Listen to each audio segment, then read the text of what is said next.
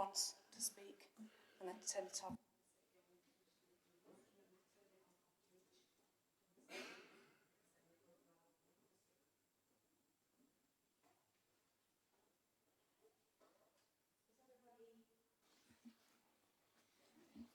Okay, good morning.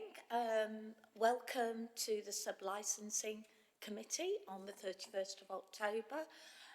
Apologies to anybody who's been waiting to watch this, but few little issues on getting everyone together on time, and absolutely fine, and thank you for everyone for getting here so promptly after a few hiccups.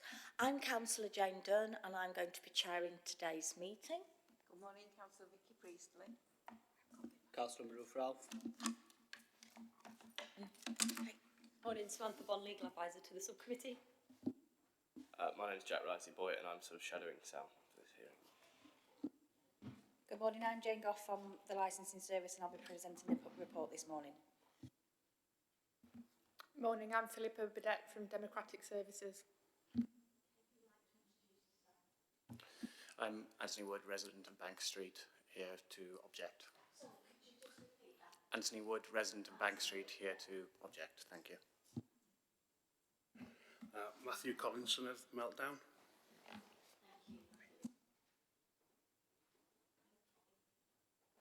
Right, thank you. We're just going to go through a little bit of housekeeping and Sam will go through the legal procedures on how the hearing is going to take place, and then we will go straight on to hearing the outline of the report. Over to you, please, Sam. Thank you, Chair. Does anyone want a copy of the papers just as we're going through the hearing? It might be easier, yeah? We'll get that sorted for you.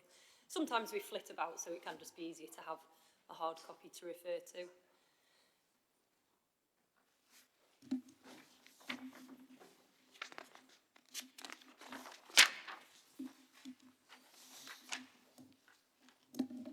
Okay, lovely. So the procedure's just right at the back of the pack on page 65, which I'll just run through. So the hearing this morning is quasi-judicial. The licensing officer this morning, who's Jane, will introduce the report. If there's any questions concerning the report, we'll raise those then. So if there's anything missing or factually incorrect, we'll go through that at that point. We've no responsible authorities present or who have submitted any representations, so we'll head over to Mr. Wood first, just to detail your objection as in the report, and just to add anything further to that. Members and officers may ask you questions, and with the leave of the chair, Mr. Collinson may also ask you questions. And we'll then head over to the applicant, so Mr. Collinson, to set out his case, to respond to the representations made and provide clarification on any matters that are raised either in the report or at the hearing today. Again, members and officers can ask you questions, and with the leave of the chair, Mr. Wood can ask you questions. We'll then give you the opportunity to sum up, just leave us with any final thoughts if you want, before we take the options even, not the objections, the options from Jane as detailed in the report. And what we'll then do is go into private session where members can take legal advice and come to a decision, which we'll invite you back in later on today and give you. So the decision of the Licensing Committee will be given in accordance with the requirements of the Licensing Act 2003 and regulations made thereunder. At any time during the hearing, members can request legal advice, so that can either be an open session as we are now, or private where we'll pause the recording, we'll probably nip out and have a chat and come back and feedback what that decision was. We'll proceed with the hearing again. And the hearing is public this morning. It is being streamed and live webcast, so there's no one else that should be in attendance, although we may have a member attending late, but we'll just deal with that as and when, if the issue crops up. All right. Hopefully that's relatively straightforward anyway. But thank you, Chair. Thank you. Thank you very much. Any apologies for absence? No exclusion of the press or public. Okay. Any declarations of interest in the committee? No. Okay. Thank you very much. Sorry, Chair, just on that point, I think it probably is worth clarifying that Councillor Johnson has submitted an objection in the report, and Councillor Maroof also represents the Green Party, but he's had absolutely no involvement and doesn't know any of the history of this case, so it's not a conflict of interest, but I think it's just a matter worth raising for the record. Okay. Thank you, Sam. That's really good to clarify. So Right then, so we're going to hand over to Jane, who's going to outline the report. Thanks, Chair. So we meet this morning to determine the variation application for Meltdown Esports Bar 39 to 41 on the lower floor of Snig Hill. Application was received by the licensing service on the 5th of September by McSquared Esports Limited. The application is attached to Appendix A of the report, with the current premises licence also being attached to Appendix B. Within the consultation period, the Environmental Protection Service and South Yorkshire Police have agreed conditions with the applicant, which are at Appendix C of the report. But the reason for referral today is that there are outstanding representations concerning the application from one local councillor, which was Councillor Douglas Johnson, and 2 local residents. Everyone's been invited to the hearing today, which you find at Appendix E. And for the benefit of those here, I'm just going to scoot down to section 7, which is the appeal section, which states that the Licensing Act 2003, section 181 and schedule 5 makes provision for appeals to be made by the applicant and those making representations against decisions of the licensing authority to the Magistrates Court. So the recommendations today, Chair, is that members carefully consider the representations made and take such steps as a subcommittee consider appropriate for the promotion of the licensing objectives.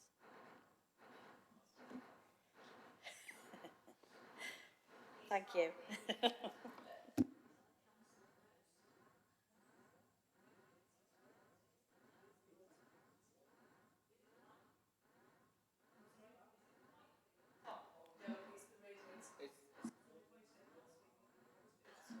Okay, just for the clarification, it's the water hammer. We don't have spooky goings on, even though it's Halloween.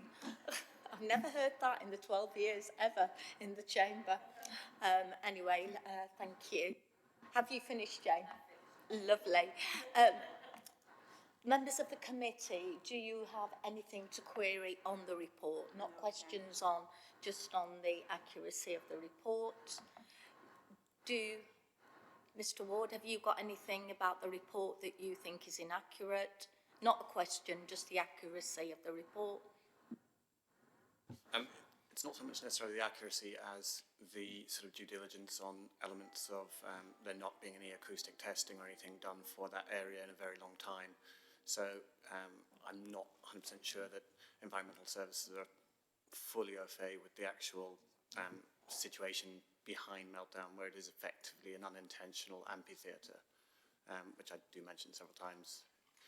Okay, that's more of a question into that, but we can address that, Mr. Ward. Yeah. That is fine, yeah. It's very difficult, this bit, to cross over, without going in, yeah. Okay, thank you. Mr. Collinson, have you got anything that's inaccurate in the report that you wish to? Sorry, I think everything's okay in there. Yeah. I know, it's very formal, this, isn't it? That's okay then, right, that's fine. We'll hand out legal. Anything you want to add? No, that's okay. It's very distracting, isn't it? Spooking goings on. Right, Mr. Ward, we will hand over to you to present your case. Okay, lovely. Take your time, and if that's distracting, we can stop for a minute. But please, I know it's formal, but I've tried to make it as comfortable as possible. Thank you.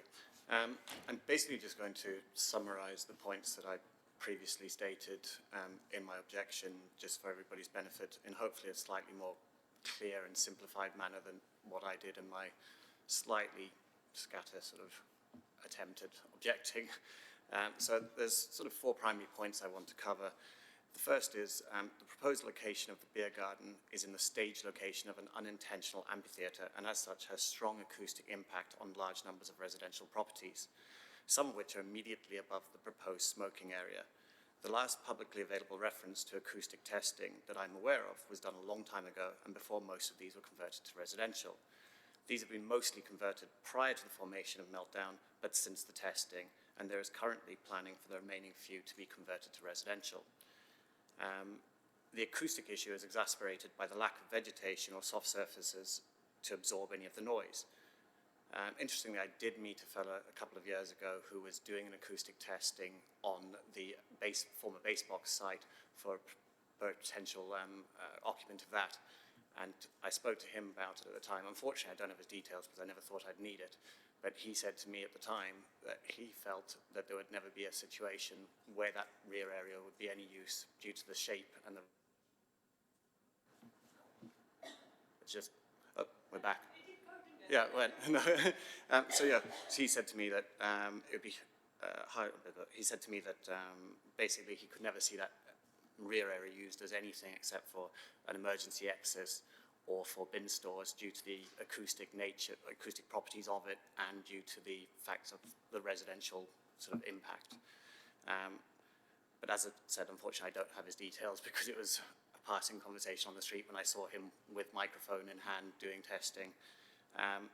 So second point is there seems to be a ready-made space in the Greater Green design out front where seating is surely intended to be placed that isn't within an amphitheatre, has vegetation and open space to dampen the acoustics, is not directly overlooked by residential properties, has far less residential properties within an impactable range, and would allow for direct supervision by the security staff without compromising the security of the venue. Reducing the security as requested to one doorman and having the beer garden out of earshot and sight of the sole security employee would seem a poor combination, especially when it's said that that would be monitored by staff. It would also be highly likely to add to the business and to the area by creating a vibrant feel to draw clients in and to create an on-street European-style presence to match that now being encouraged outside of Commune, The Social, and Albies, which are three other commercial enterprises on that section of street.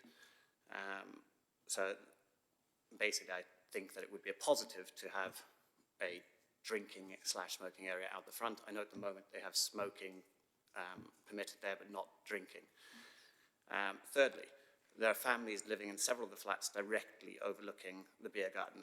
I mean, literally directly above it, which leads me to worry that this may lead to, and there are young children in there, which leads me to worry that there may be a risk from noise and smoke pollution for those young children or families. Fourthly, the proposed changes of so many elements at once seem to be asking for problems. A very substantial increase in capacity, reduction in security, creation of a large beer garden in a residential space, which equates obviously to more people, less management of those people, and more potential for negative impact on local residents. So, in summary, as a small business owner myself and a member of the gaming community, I would not want to see Meltdown harmed, but not permitting these changes cannot materially harm the business, and encouraging the permission for a Snig Hill drinking area will have great potential for improving the business and the local area.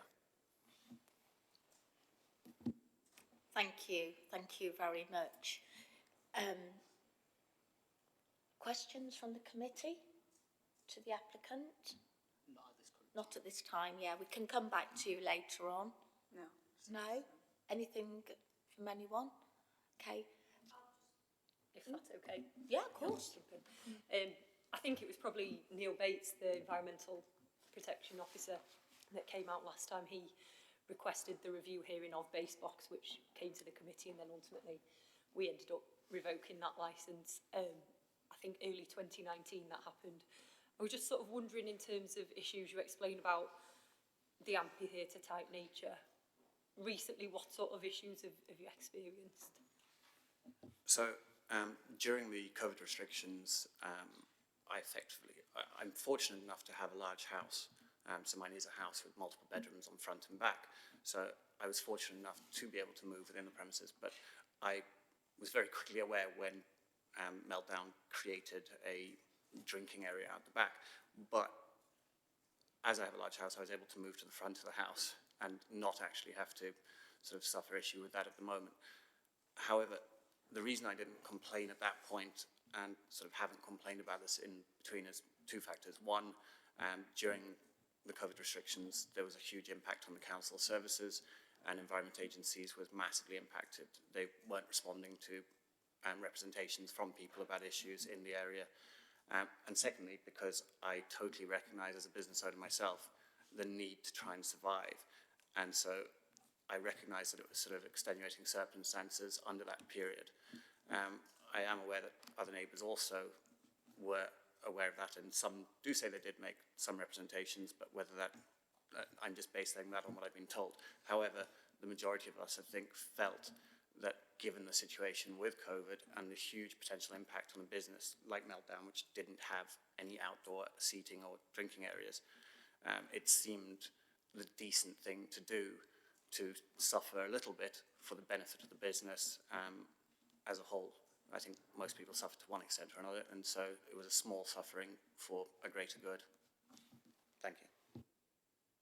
And just, has there been any sort of interaction with the premises, either from yourself or other people that may have experienced problems? Has there been any sort of discussions or anything like that? No, I mean, as I said, there was no discussion about it. I basically just took the decision on myself to sort of accept that for a period of time. I mean, beyond that, I do know that when Meltdown first opened, I did meet Matthew briefly at that point when I went in, sort of welcome him to the area, and we did discuss the smoking area out the back, which at the time was Base Boxer's smoking area, and he did express an understanding of the potential impact of that on the neighbourhood. But overall, you know, other than this application, I've not had an issue with Meltdown and Matthew. Their clientele are not a bad sort or anything. You know, they're reasonably good people. But unfortunately, if you create a beer garden for 50 people in a small space like that, that is literally at the apex of an amphitheatre, you are going to have 50 drunk people who, they can be the nicest people, but they begin to compete with each other volume-wise, and you can soon actually make out conversations from my house, which is substantially further away than most of the flats overlooking it. So I can only imagine what it's like from the flats. Thank you. You said during COVID that there was outdoor, people were drinking outside. As we know, it was happening across, and it was for the greater good, which, you know, we all kind of made adjustments. Was that in the place where Meltdown is proposing to have the extension? And also, how many people approximately, because this has got seating for 50, was it similar numbers of people in that area at the time? It is the same location. So yeah, it was obviously an unlicensed beer garden, but as I said, it was sort of extreme circumstances, and I don't begrudge them in the slightest for that. But in terms of capacity, I don't know for sure whether it was for 50. I didn't bother going around and sort of counting the seats as such. As I said, I sort of just grinned and bared it as such. I suspect it was less than 50 people most times, and there may be certain weather conditions when it's amplified more than others. I'm not certain, but I suspect they had less than 50 people out there on most occasions, but it still was an acoustic nuisance of sorts at times. But like I said, I don't begrudge them that at all, and would never hold that against them. So it wasn't an issue in that sense because of the circumstances. Okay, could we have some clarification from Jane or from Sam? Were there any objections by the public during that time, during COVID? However, people were having outdoor beer gardens and people were doing that. However, you weren't allowed to cause a noise nuisance. I mean, that wasn't mitigated. I just need to get the facts straight, that's all. Were there any complaints put in? Not that I'm aware of. In terms of outdoor usage of seating areas, there was the relaxation to allow premises to use outdoor seating areas that wouldn't normally have one.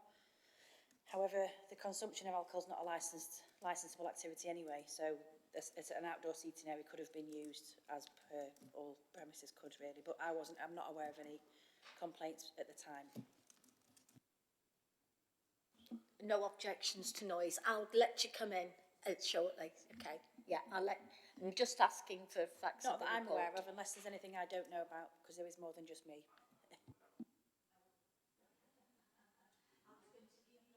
Mr Collinson the opportunity to ask questions of Mr Ward if you wished, or you can go straight ahead and give your report. It's entirely up to you.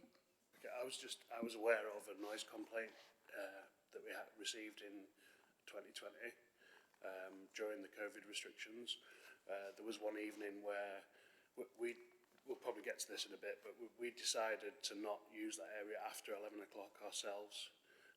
And then one evening, because we were quite busy, we went over that. I didn't notice the time, and I rang Neil Pates the day after and held my hands up and said, I think we might have had a problem. And it happened that someone had called a noise complaint in. I don't know if it was just dropped because I'd held my hands up or if there's any record of it or anything, but that's all I know of. Thank you. I really appreciate that honesty and that you've actually brought that forward and it wasn't in the report. So thank you very much for that. Is there anything you would like to ask of Mr Ward? I don't have anything particular to ask, no. I've got a... You want to state your case? I have a few responses directly to that, yeah. That is absolutely fine. Mr Ward, you were... Sorry, I was going to say that complaint is in the pack because I read it in there somewhere. It wasn't me that made that complaint. I wasn't aware about it until I saw the details that were sent through for this hearing. So it is actually in there, but it wasn't me. So, yeah. Oh no, I'm just saying for clarifying it's just that. that. It was just what Jane's saying. It wasn't in there with us. I'm just saying that there is in the pack that was sent Can out. we just clarify what page that is on then, please? Good luck. I think there's reference to it from maybe one of Neil Pates' emails.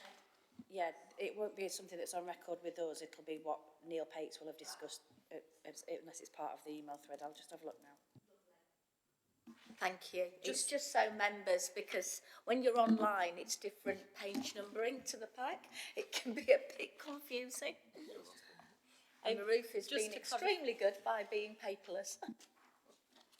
Just to clarify, while Jane's looking for that, Councillor Sophie Thornton's just joined us in the hearing this morning, but we will just be having the 3 members making the decision as opposed to 4, because we'll end up in a bit of a messy situation if 4, but it's useful for you to observe if that's all. First day back at school, isn't it? That's what oh. Stuck in it. But yeah, I thought I'd just clarify that for the record anyway. Thank you.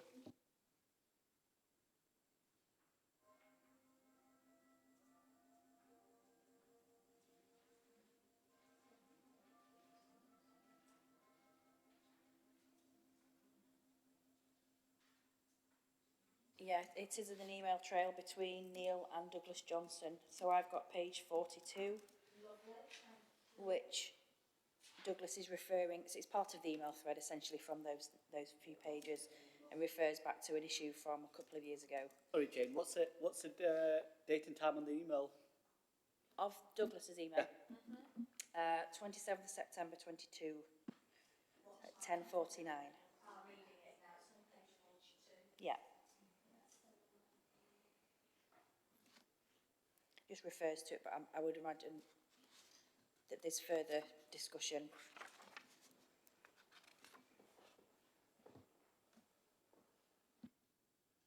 I think that refers to noise issues from Basebox.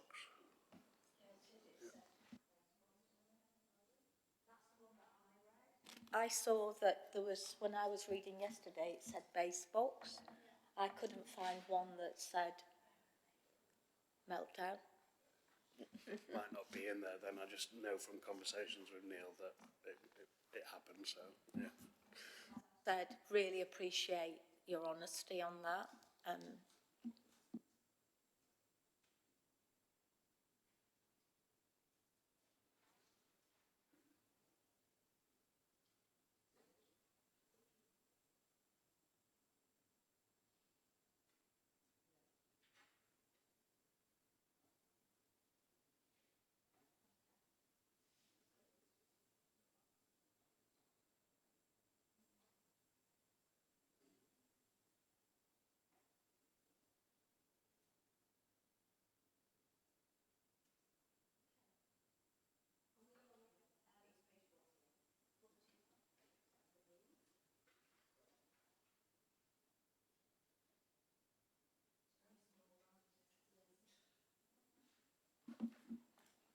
is it the highlighted part, or is it one of the first two paragraphs on page 48? Jane?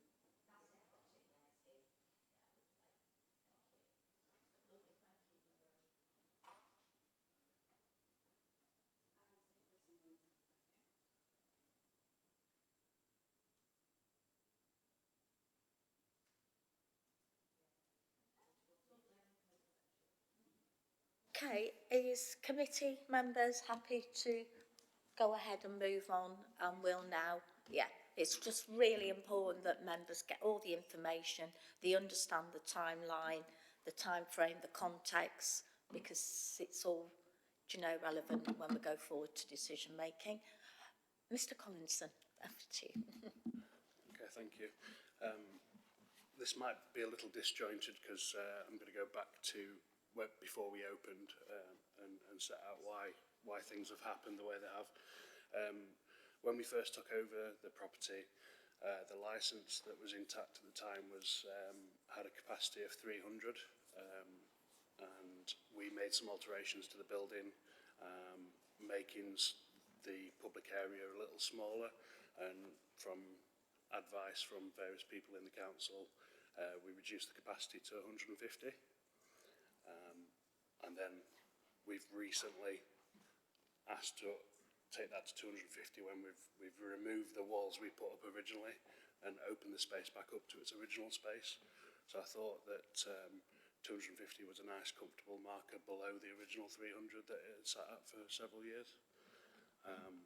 The smoking area that we've asked to put back on there was the smoking area up until the previous premises closed.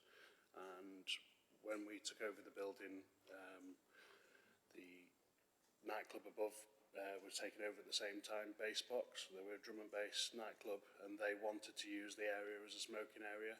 And immediately I saw that that was probably going to be a point of conflict between our customers and their customers. So we decided to withdraw that from our licence variation and not use it, and just use the area at the front.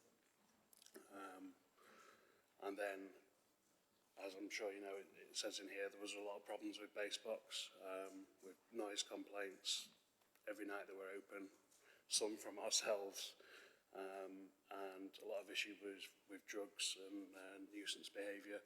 And I came to the licensing hearing and provided a statement and some evidence that I believe led to that being revoked. So yeah, once Basebox stopped using the premises and we obviously went through the pandemic, we realised that we had a space that we could use and quickly adapted and got that painted and set up and open. And with some advice from licensing, we decided to limit that to an 11 o'clock cut-off point because we didn't want to cause a nuisance. We didn't originally have a capacity on it or anything. There may have been times when there were more than 50 people out there, but again, we didn't have a capacity for it. So yeah, when we've come to make this recent variation, we decided to again speak to various people in the council. I spoke to Neil Pates, and we volunteered to have some conditions on the licence for 50 people up until 9 o'clock, and then I think it's 30 after that. Because we were trying to be considerate of neighbours. So I can understand concerns, but the fact that we have been using the area for 2 years and only had one noise complaint, I felt that we hadn't caused much of a nuisance.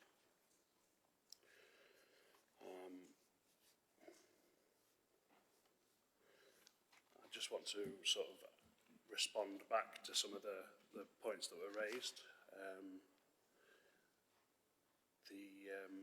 The point about having one doorman, we have asked to have that reduced for Fridays and Saturdays, to reduce down to one door supervisor. We very rarely have problems in our venue. It's quite a community-led place. Everybody knows everybody. We're a venue for gamers, ultimately, and very rarely get trouble. I think in the nearly 4 years we've been open, other than that brief interlude in the middle there, we've removed less than 30 people from the venue for nuisance. We've never had a physical fight in the venue. And as a former doorman, I've seen that in a couple of hours on other venues, so I'm quite proud of the fact that we don't have problems there. So having one doorman on a Friday or Saturday night is perfectly fine in my opinion. But I think since we put the application in, we discussed that we would look at having a risk assessment for bigger events that we have in the venue. It's very rare that we go over 80 to 100 people in the venue. It's only when we have music events on, which is maybe once or twice a month, that we sometimes go above 100. I don't know that we've ever reached capacity previously. So obviously when we have had bigger events on, we've had more doormen, and we've chosen to do that. And then finally, just on the front area being used, we did also use that in 2020, 2021, I think. We applied for the cafe pavement permit, which I believe things were relaxed on that at the time. And we got that, and we did use it. We set everything out on the front. There is an area that's sort of recessed that we set tables and chairs and barriers up and everything. It didn't get used that much, but it did create a presence on the street, and it was good for us. We haven't applied for it again since, because it didn't get used much, and because of the storage. There's not really much storage at the front of the venue, so all the tables and chairs, having to remove them every night and bring them in the venue before the venue closed, caused problems with access for customers. There was not really anywhere to put the furniture. It would be great if we could have something permanent out there, but I didn't want to push my luck, so I've not really looked into it. I think I possibly answered everything that was asked, but I may have missed a couple of things. Don't worry, you'll be able to come back finally. If you think of anything, we're here to listen. So don't worry, it's not like One Chance Saloon, don't worry. Okay, questions to Mr. Collingwood? Yes, Councillor Murray. Thank you. Just in regards to some of the voluntary conditions you've agreed to, how do you propose reducing the number to 30 people if the capacity is 50 in the garden? Are you able to reduce capacity to 30 in the garden? After 9 o'clock? The physical capacity in the garden? Yeah, I think it's a case of we would limit how many people can be out there. And how would you go about doing that? If I'm honest, I haven't thought too much into it, but previously in the past, we've not really ever had that many people out there on an evening. It's something that we could look at closing, and in fact, we have closed that area early on some weekends. So if we have a music event, some of our events start at 10 o'clock. And we've taken the decision to close that area before the event starts so that people aren't out there at all. I think it would just be a case of having staff monitor it and ask people to only go out there to smoke. But the situation hasn't arose as yet. So. No, thank you. When would you say is the busiest time of the week for you? Currently, Tuesdays, we're quite a student-led venue. Tuesdays are very busy, and we haven't been opening that area on a Tuesday. We've sort of only been opening it on a Friday and Saturday. And then possibly Saturdays, again, if we put an event on. And what sort of numbers would you say you get on a Tuesday with students and then Saturday with the general public? So Tuesdays, we get about between 80 and 100. Saturday just gone, we had, I think it was 130 in on Saturday. So, sorry, just want to clarify, did you say that you don't open the area on a Tuesday? No, we're only opening it on Fridays and Saturdays just at the moment, just for business operation. It's just what we've decided to do because it limits, depending on how many staff we've got, the areas we can cover. So. And let's say, for example, somebody coming on a Tuesday, they wanted to go outside for a cigarette or anything like that. How would they go? Would they go outside through the main doors, or? Yeah, we just point everyone in the direction of the main doors, and people have to leave their drinks inside. I think it's worth noting as well that we haven't in the past, and we don't plan on actually using the area during winter, just because it creates problems in the venue with keeping it warm. Our doors would have to be open the entire time, so we have only used it in the summer, and I don't think we've used it since the end of September now. Sorry, one final question. In regards to the Tuesdays, students going out onto the main street and smoking there, what do you think there could be any concerns with noise disturbance to residents away from the rear of the property to now towards the front of the property? The street's quite open, and there's no residents directly above, but there are some across the road. I think they might be like holiday lets though. I'm not entirely sure, above the shops down there. And then there's the corner of the Fitzgerald building, a little bit further down to the left. It could cause some issues. I haven't heard of any yet. I think this Saturday just gone, we probably had more people smoking out there, and I don't know of any issues yet. No problem, no further questions at this moment in time. Thank you. Lovely. I've just got one that you've touched on a couple of times, and so did Councillor Ruth. You mentioned about your, your door, your security and how you do that, and you've also touched on this, that you're not using outside as often because of staff levels.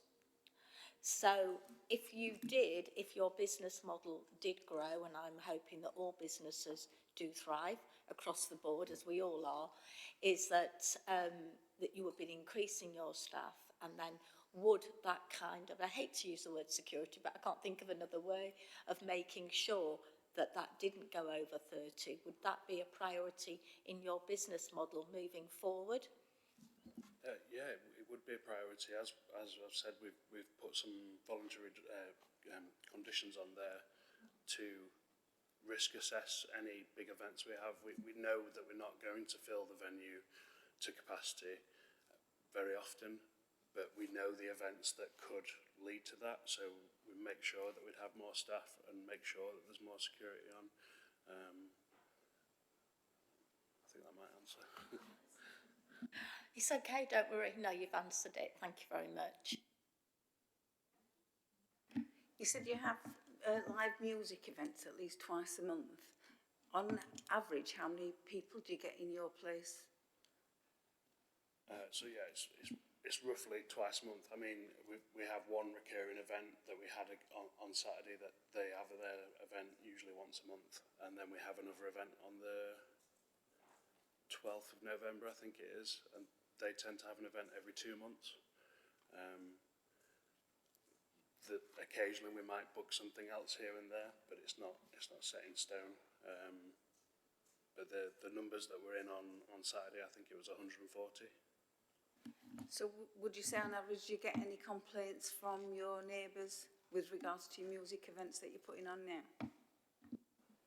We've never had a complaint other than the one that I rose at the beginning. and that wasn't during a music event. That was just during a normal Friday or Saturday night, I think. Sorry, can I just come back in? Yeah, sure. Yeah. Just going back to the Tuesday nights, how many door staff would you say you have on duty on that day? We don't tend to have any door staff on a Tuesday. Thank you. Thank you.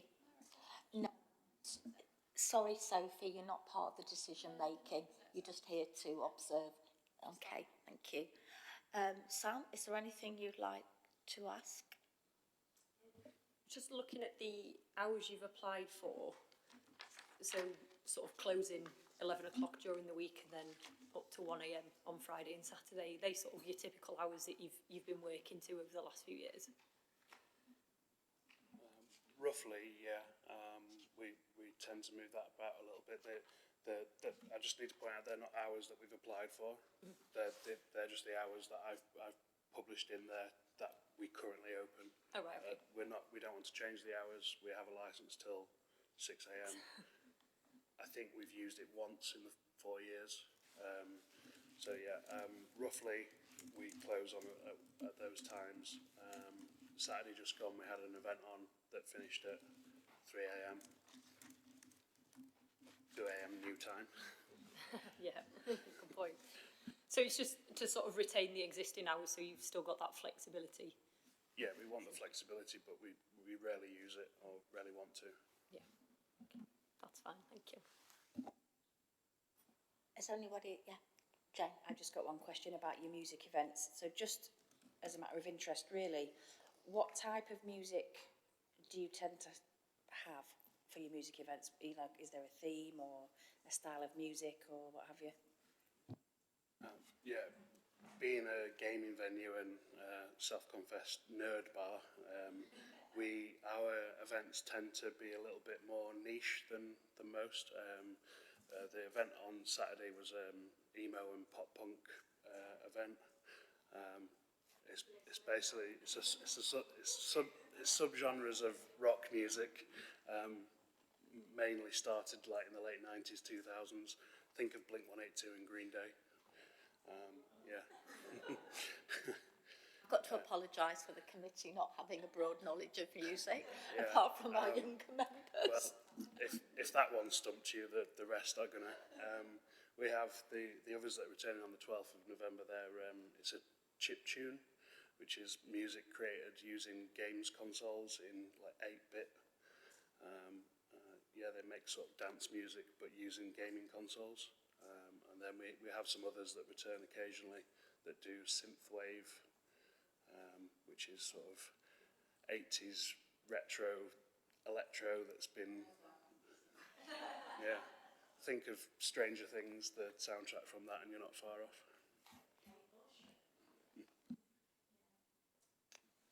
Mr. Ward, would you like to ask any questions? Yes, please. Before I ask any questions, in support of Matthew and what he said about the front, it is an open area. It has got greater green there, so there are trees, there's a lot of soft vegetation. The apartments opposite, which are above Albies, the hair salon, and the community, which are the community and Albies are both venues effectively. Albies is a cafe, but the community does go on till quite late with outdoor seating. Those apartments, as he said, to the best of my awareness, are just sort of temporary, like Airbnb type things. So there's a lot less impact anyways. And the ones that he described on the corner of the apartment block next to him are actually set slightly back as well, round the corner. So the impact is on a far less number of people, and I imagine that I don't think it would have been an issue for him, especially with Commune also using that front area now for outdoor sort of seating and as well. So it's then on a sort of separate point and addressed to Matthew. Well, I'll ask him a question first, and then I'll go for this point if that's okay. I think several of the sort of panel have already kind of touched on this, but I just wanted to really sort of nail it down a bit. With dropping to one doorman, and that doorman surely having to primarily monitor the door to stop your non-normal clientele entering the premises, which is, from what I've seen, the most likely risk for you to have issues there is not your normal clientele, but people from outside of that group sort of opportunistically coming in if there's no security. So my question does sort of revolve around how do you monitor that capacity in the back? How do you then enforce that capacity as well? I mean, it just seems, if you don't have a staff member monitoring it, it seems sort of like almost mission impossible to try and sort of maintain it with just one doorman. And if you have 250 people in with just one doorman, I mean, I may be getting that wrong, but if you do end up in that situation, it seems, fortunately you're a big lad yourself, so you can help the doorman, but you know, it seems like that's a lot of people for one person to manage, whilst trying to monitor the door and monitor the capacity of the beer garden out the back. Yeah, I definitely appreciate that one doorman cannot do all of those things, which is why we agreed that we risk assess when we have events on. If we had an event on that we were expecting 250 people for, we would have at least 3 doormen on there. We wouldn't just have one. On a regular Friday or Saturday night, like I've said, it's rare that we go above 100 people if it's just a standard Friday or Saturday night without an event. So it would be a case of the doorman and myself monitoring those two things. And we've been doing this for quite a while, and it's been working perfectly fine to little to no complaint. Thank you. Now, obviously, we see that the smoking area was removed in 2019 as part of that application. But that aside, on a separate note, I'm part of the Castlegate partnership. So I'm representative on the Castlegate partnership, which is effectively a steering group for that entire area that looks to encourage businesses in that area, as well as to encourage sort of quality residents, and deals directly with the council on attempting to sort of manage the future of the former Castle Market site, amongst other things. And I know for sure that we as a group would be extremely supportive of any application by Matthew to make a more substantial use of that front area on the Greater Green. And to be totally honest, I'm surprised that Matthew hasn't been invited yet, or hasn't attended yet to the Castlegate group, because he would also be very welcome to attend that, where he will have a say and an ability to sort of meet other business owners and those that try to influence the area and manage the events in the area. So I think if he's interested, that would also be something.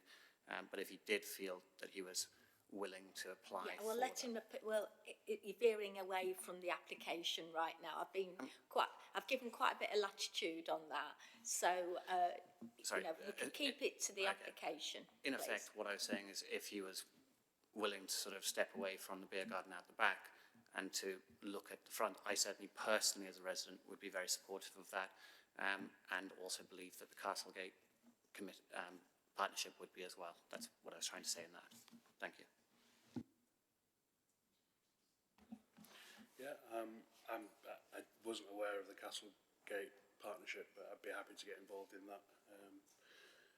The area at the front, we'd look at putting an application in at some point for that then, knowing that there's other people that support it.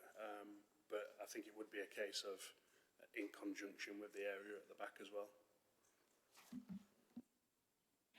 Regarding the using of the area at the back, who decides whether it opens? Is that yourself, or is it your customers that may say, we want to go outside? Because I think that's quite important that we understand that. You've already clarified quite clearly that you don't really intend on using it during the winter months, but if you did get to your 250 and it was busy, would you then open that then?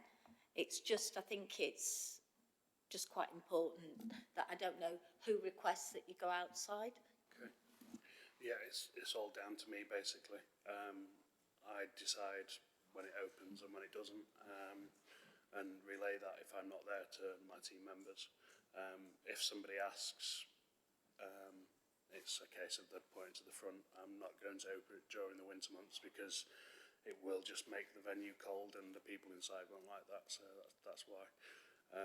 But during events when we're closer to that capacity, again, I think it's very rare that's going to happen, but if it did happen, it would probably happen late at night and we wouldn't want to use that area anyway, because it would create noise problems, and I don't want that to happen. Thank you. Councillor Priestley. Can I just ask, is the use of the back predominantly for smoking? It's for smoking and for drinking. Like I said, I mean, it's more of a summer thing. And we did find as well, when we had the front and back options available, that the majority of people preferred to drink outside at the back because it was private, rather than drink outside at the front and have to deal with passers-by or anything like that. So if somebody wants to smoke and the back's closed, do they go out and smoke at the front? Yes, Yeah. yeah.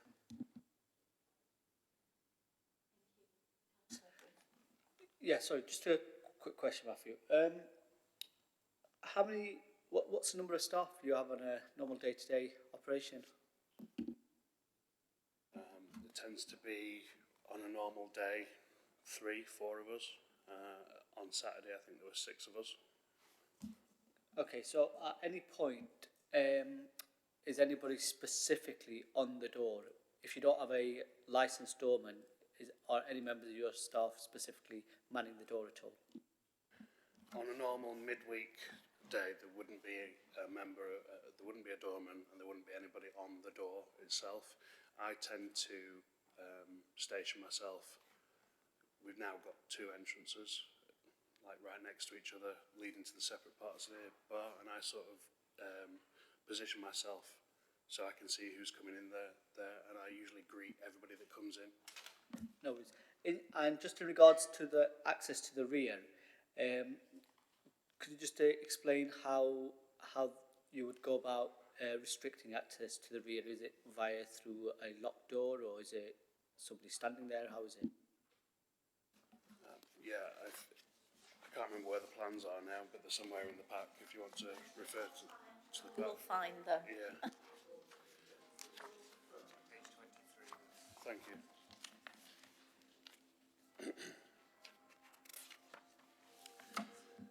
Yeah, so if you look at the front, that was the entrance that I was talking about. So you can either go off to the right, which is the old way into where the bar is, or go straight ahead into the new area. And I sort of position myself on the end of the stage there so I can see everybody coming in. The way to get to the rear yard is through the main fire exit. So there's a set of double doors into the fire exit, and then another set of double doors, and both those doors would be closed. They're not locked because they're fire exit, but they're locked from the outside. Okay, so just in regards to that, I mean, this is why I asked. So obviously they're not locked, but they are closed. So how would you, if your patrons wanted to use that exit and ignored your instructions, how would you go about stopping them from using that? It does happen on occasion, and I would say that it's more likely to happen when we've had late night events and we've started the night and the area's being used initially before 11, and then we close it. People, especially if they've had a drink, just automatically go out there, and we have put signs on there recently, and that does seem to help, but signs often don't get read. So yes, people do go out there, but again, we find that happens if we've had it open earlier in the night. So when we have a busy event on, we close that area purposely earlier in the night to avoid that problem later on. So just to clarify, that area that's straight ahead, that then leads to the rear of the building, that will be closed from 9 o'clock onwards, is that correct? It would be closed from 11 o'clock. Okay, so it'll be closed from 11 o'clock. So does that mean then that potentially patrons would still be able to go, ignore instruction and go through those fire doors between 9 and 11 p.m. and go to the outside seating area? So between 9 and 11, Between 9 and 11. the doors would be open and they'd Okay. be able to go through. After 11, the doors would be closed. And we tend to notice when someone goes through. But Apologies, you don't need to answer that question. I worded it wrong. All right. So that area is going to be closed from 11 p.m. Is that correct? yeah, the latest it will ever be open is 11. It may be closed earlier, but So, that will be our choice kind of If thing. that area is closed at 11 p.m., is there any other way patrons can go to the rear yard? No, only through that door. Thank you. And just for clarification, they are fire doors, so they have to be open. Yeah, they So are. how do they- you monitor that right now to make sure that people aren't just wandering out there? So yeah, they're fire doors, and they have.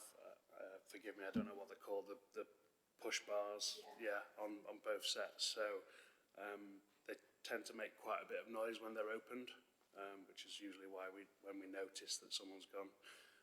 I can't stop anybody doing that. You can't stop anyone doing that in any building, but you just have to react to it when it does happen. I appreciate that. It's it's just for the clarification. It's not doors that you can lock, because that isn't the point of a fire door.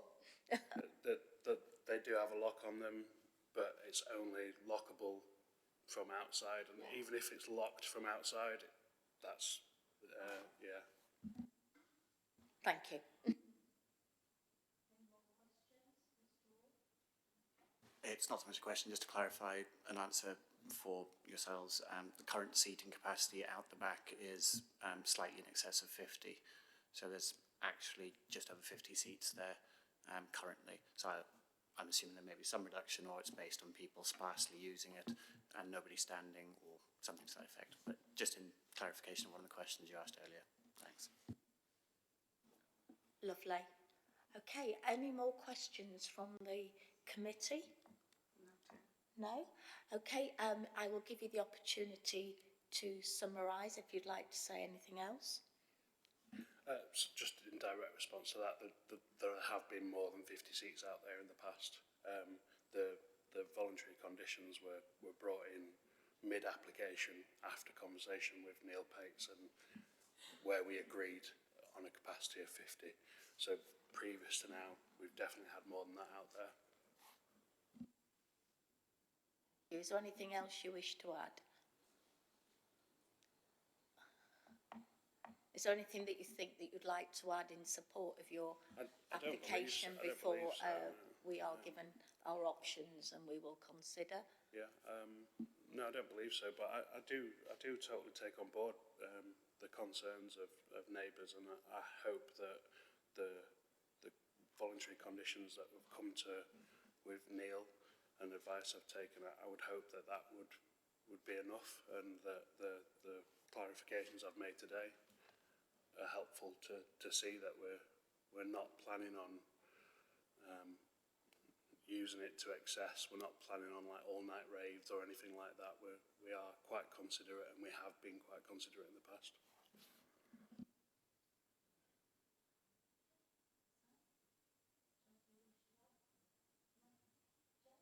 Okay, so at this point then I'll read the options open to the committee.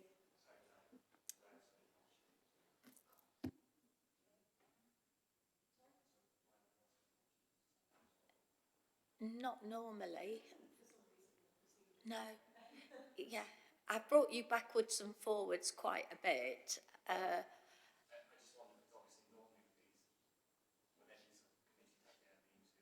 Well, this is quite, yeah, I will let you speak, absolutely, but normally it's the applicant that comes back in. If you wish to say anything, I'm going to do so for openness and transparency. It was run through at the beginning, but I appreciate it's all a little bit, it takes some getting used to, Mr. Ward, don't worry. Go ahead anyway, before. yeah, sorry, it's my first time at one of these, so I just assumed that that was the natural process where... Just go ahead. Yeah. So, yeah, effectively the things I said at the beginning, I stand by. I noticed that the images I did submit aren't in the pack. There were some images where I took photos just to demonstrate that literally there are flats who are literally directly above it, as well as the sort of amphitheatre type effect where you have probably about 100 different residences within sort of sight of it. But yeah, that's it. Thank you very much for your time. Thanks. You're more than welcome, don't worry, okay? It goes back to the applicant now to have the final word. It's just how we have to be for procedure, because if it's challenged, it would fall down. So is there anything you'd like to respond at all in summary of that? No, it's okay. I'm just, you know, to me, not a problem. I just want everybody to feel they've had the opportunity to make their point. It's just really important. And we'll go back to Jane number 2. Okay, so the options available to the committee this morning are to vary the premises licence in the terms requested, to vary the premises licence with conditions, or to reject the whole or part of the application. Thank you. Lovely, thank you. What we're going to take forward now is members of the committee are going to, we're going to have our discussion in private, seek legal advice, and you'll be asked to go and take a seat, hopefully somewhere a bit warmer than this now, that the heating stopped banging, and we'll call you back in once we've made a decision. Okay, thank you. If you could take all your things with you in case we do have a fire alarm, but you'll need your coat, I think.